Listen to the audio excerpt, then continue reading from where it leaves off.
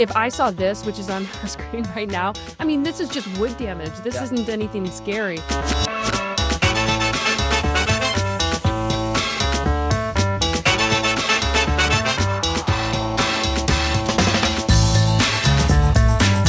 Welcome to Turnkey on Queen City News Plus, your go-to show for everything real estate in the Carolinas. We talk about the latest market trends, do's and don'ts in the industry, and navigating this dynamic landscape that we call home.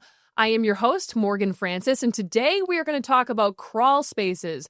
What are they? Why are they important? And why you need to keep them in good working order. So to help us talk about the foundation of our home, we're going to bring in Stephen Moore with Crawl Space Medic. Stephen, we appreciate you coming on here to help better educate us about our homes. Yeah, I'm glad to be here. Thanks for inviting me. What is a crawl space? A crawl space is... We're going to dive right in. Yeah, crawl space is the area that's underneath the house. So there's two ways that houses are typically constructed in the South.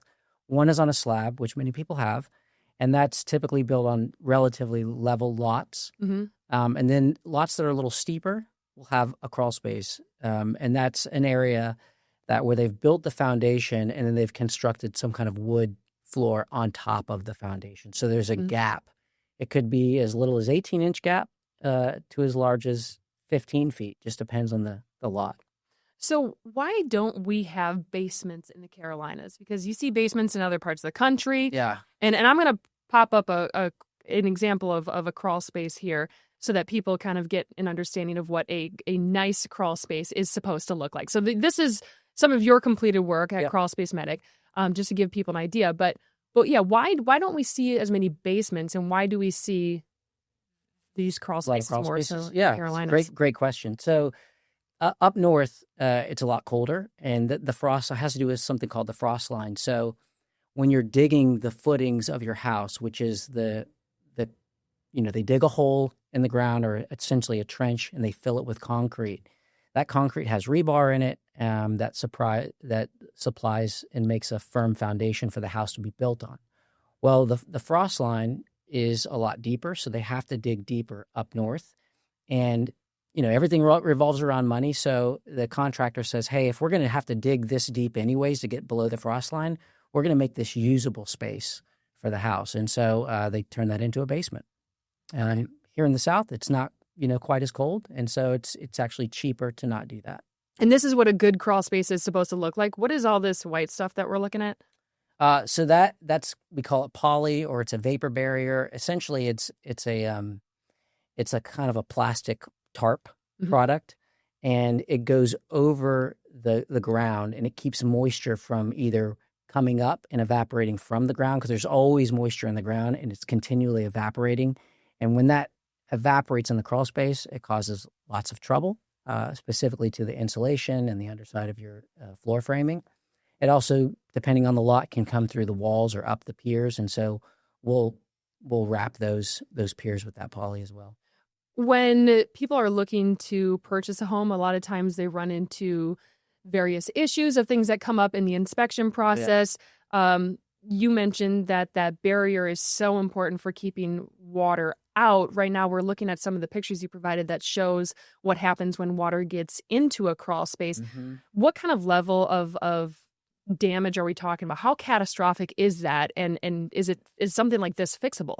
It certainly is fixable. That's why our company exists. As far as damage goes, I always this is kind of a gross analogy, but I think about it as like brushing your teeth. Okay, I'm really intrigued now. Yeah, so if you don't brush your teeth for one day and you eat a bunch of junk food, it's not the end of the world. Mm-hmm. And you can think, if you have a bunch of water in your crawl space, unless it's hot water, right? From a plumbing leak, it's not going to do damage overnight. Just a little on the fuzzy side. Yeah, that's right. If we're sticking you with you go weeks and months without brushing your teeth. Yeah. You got a serious problem. Yeah.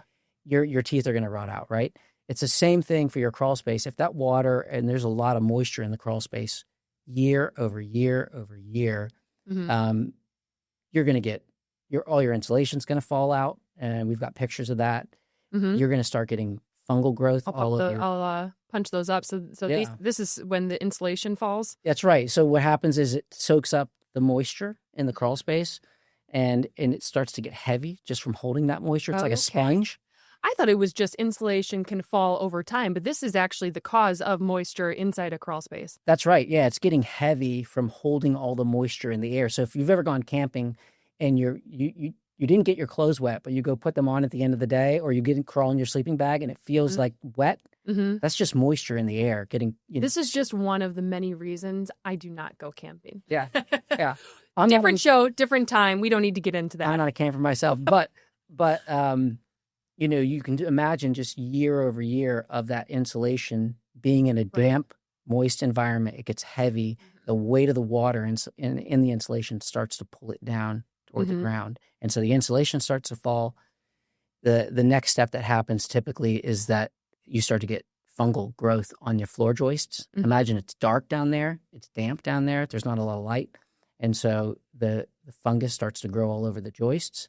And this is what you get right here. That's exactly right. That looks like it was maybe a plumbing leak at one time, but it's the same effect will happen. You'll get fungal growth and then rotted wood. So you asked about the effects. You could have, $1,500 worth of damage, or you could have $20,000 to $30,000 worth of damage, just depending on. I would think size. The problem's gone. Well, and I would think size of home has something to do with that. Are you able to take a look at the size of a home and say, this is what it's going to cost? I mean, how catastrophic could it get, for instance, for your average, 2,500 to 3,500 square foot home? Yeah, I mean, our average job is about $6,500. Okay. So, but we've had jobs that are $90,000. We've had jobs. And at that point, yeah.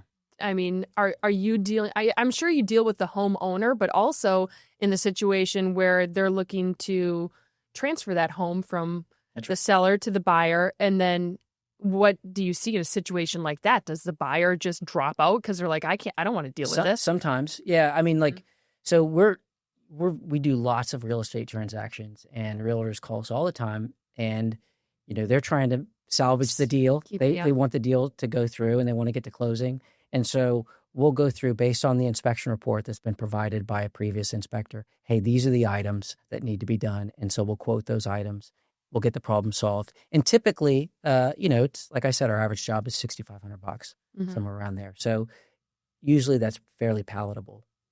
But sometimes the job does blow up, and the sale does blow up, and the problem doesn't go away, though. It doesn't. And then additionally, there's fiduciary reasons. Now the homeowner knows, and the real estate agent knows, so the seller have to disclose that. So then they have to get it fixed no matter what. If they want to sell their house, or they could sell it as is, I guess. But and then you're looking at someone who doesn't care about those types of issues. That's right. Yeah. So we talked about some of the water intrusion that you can see in homes, fungal growth. You also deal with wood damage, and a lot of these. I mean, how many people actually go into a crawl space and look before they purchase it, or if they own a home, how many people do that? Yeah. So, I mean, crawl spaces are out of sight, out of mind. Nobody thinks about them. If you've got, $15,000, $10,000 in the bank account that you want to remodel your kitchen, you don't want to spend that money in your crawl space, right? And you're not even thinking about it. It's only when you start getting a musty smell in the house, or you had an HVAC technician down there working on your AC, and they come back and say, hey, you got a bunch of water in your crawl space, or your pest guys get down there, pest, person's down there. So it's out of sight, out of mind. When you are under due diligence process, you're selling a house. The standard process in a due diligence period is for the buyer to get an inspector to come out. And one of the things that inspector has to do is crawl underneath the house. Which, God bless those inspectors and you guys who crawl into the places that we don't want to go, because if I saw this, which is on our screen right now, I mean, this is just wood damage. This isn't anything scary, but it's pretty good. I'm not a fan of snakes. I will tell you, I'll just be completely honest. I've been in construction a long time. When I got into crawl spaces, the first time I started going, I'm eking my head underneath this duct, face in the dirt, and I'm thinking to myself, what decisions did I make in my life that I'm doing this right now? But you get used to it, just like anything else, and Yeah, I probably could eat my lunch in a crawl space now, and it wouldn't super bother me. You go down there with a mask? Yes. Yeah, I mean, not But you depends might on the crawl space. If I'm going in something like this, then definitely. okay, but you might get a little extra something on your sandwich that you didn't have earlier on in the day. Yeah. Right. Okay, well, great conversation. We're going to take a quick break here on Turnkey, and we'll be right back with more about what you should know about your crawl space.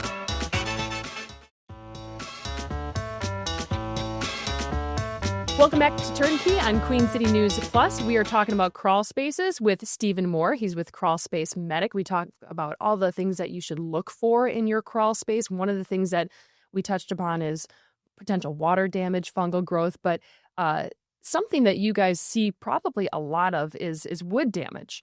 Yep. We see a screwdriver here shoved into a piece of wood, and I noticed this in a lot of the pictures that you showed us. Is that something you do to actually test the wood? That's exactly right. Yeah. So we're going through and crawling when we do our inspections. Our inspectors are crawling through the house, and the first step is the visual identification of a problem, which really anyone can do. But then there's rules on how damaged that wood has to be, and so if that looks pretty bad right there. That's actually horrible. Yeah. But if that screwdriver is to penetrate into that wood, 3/16 of an inch, 1/4 of an inch, then that wood has got enough damage that we need to replace it. Okay. And what does that typically look like? Is it so? Do a lot of times you see just one piece of wood that needs to be replaced, or has it spread typically? And how long does it take? Varies. It varies. So I think this picture right here that's currently up, that looks like it was a plumbing leak at one time. Oh, okay. Sometimes you'll have water that's coming in on your front porch or your back porch. Just for your information, anytime there's a horizontal surface outside coming in contact with the vertical surface, like a porch or a deck or something like that. Opportunity for water. That's opportunity for water, because as the rain comes down, it hits, splashes up against the house. And so the outer piece of wood of a house is called a bandsill.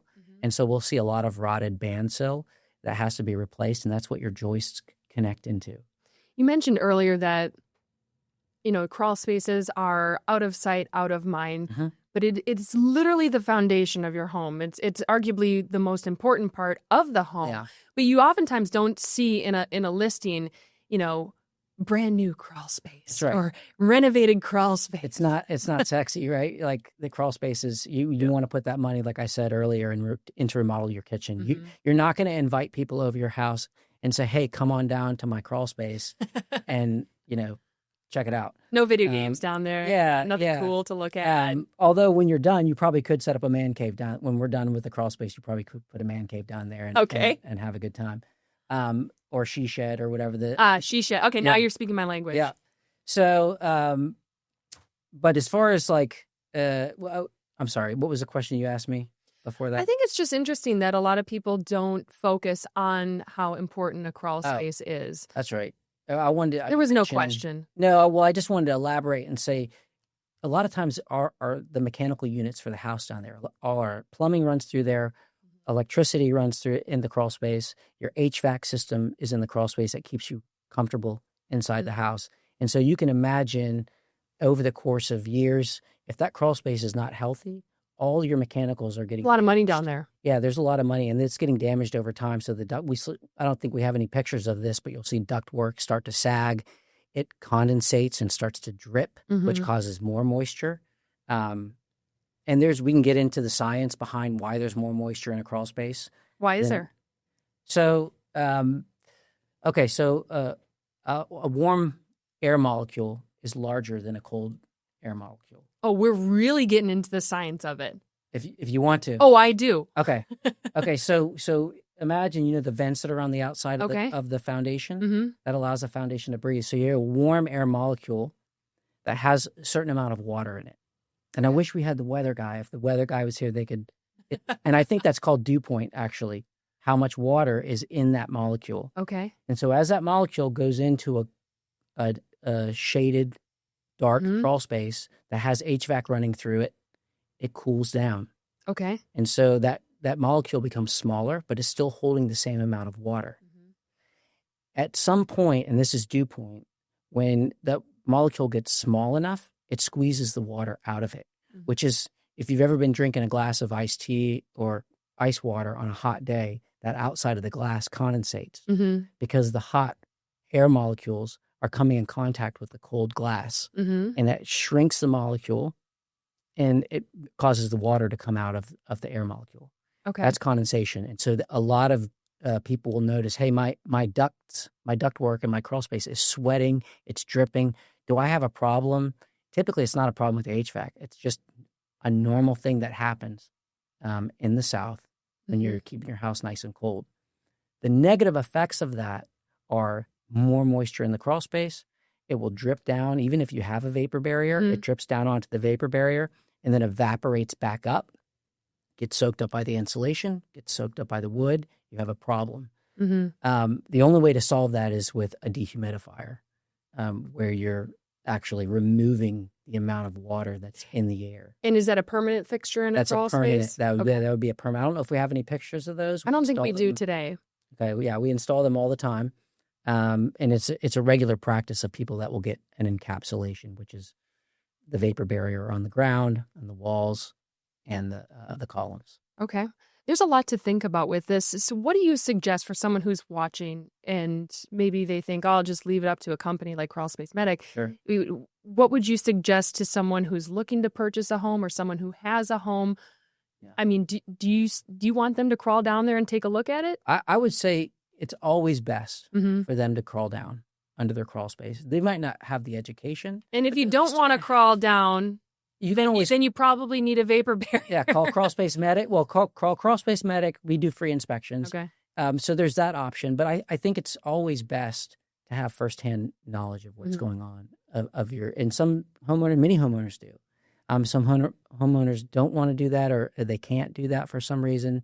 But they need to be aware of what's going on. Like we said, it's one of the most important rooms in your house, if not the most important room. Can we talk about the real scary stuff? Let's do it. Yeah. What are some of the scariest things that you've seen in a crawl space? So, I mean, there's snakes. I've seen snakes. Okay. Okay, as expected. Yep. Okay, I'm not going in my crawl there's space. Not many indigenous poisonous. I mean, there's some. There's copperheads and rattlesnakes, but I haven't personally seen those. We have seen some copperheads in crawl spaces before. Usually, it's just the random. What is that? That looks like a dead, like the skull of a dead possum or something. Okay. Maybe. So that was in a crawl space. Yeah, I mean, they get trapped. They get in there and they get trapped. How do they get in there? Maybe the vent had popped out or something, and they crawled in there and they just want some shelter. But then they can't get back out and they starve to death. Oh, geez. Okay. So, the thing I've gotten most scared of is a mouse in the crawl space. I'm not scared of mice, but it just startles you. Okay. And then you jump up and you end up hitting your head on a joist or something like that. So it's not fun. So you've had your fair share of bumps and bruises? Yeah, bumps and bruises. There's been, dead cats in crawl spaces, which is pretty gross. We don't, we do pest exclusions, so we'll keep them from getting in there. We are not a pest removal company. But yeah, there's been some, possums, a live possum in a crawl space before. Okay, those can get scary. Yeah. I mean, those can get vicious. Mm-hmm. And you've seen, and I don't know if we have pictures of this, but there have been household pets down there? Alive? Have been. Household pets? Yeah. One of my inspectors told me they like to let the customer like to let their little rabbit just hop around in the crawl space as their little play area. Some people let their dogs in there. So I don't know why you would want to do that, because they can go to the bathroom in there. You kind of don't want that under your house, but right. People do it. So the scariest thing you've seen for you is a mouse. Is a mouse. That's a mouse. Okay. Well, it's just I'm not the scared of a venomous mouse. Snake. It's just being startled by that. Yeah. Okay. But we've had guys in the crawl space pulling insulation out. Like imagine if the insulation is bad, we need to get all that out of there. So we'll pull it out, and a snake has fallen on them before. No, top fear. Yeah. No. So, all right. Well, you've given us a lot to think about.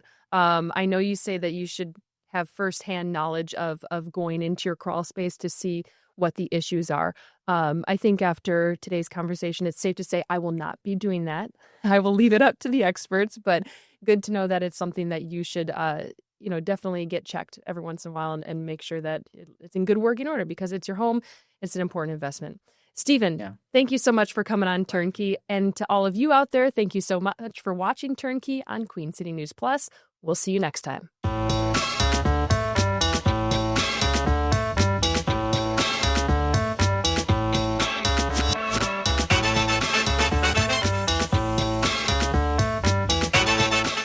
Queen City News Plus. Just search Queen City News on your smart TV's app store.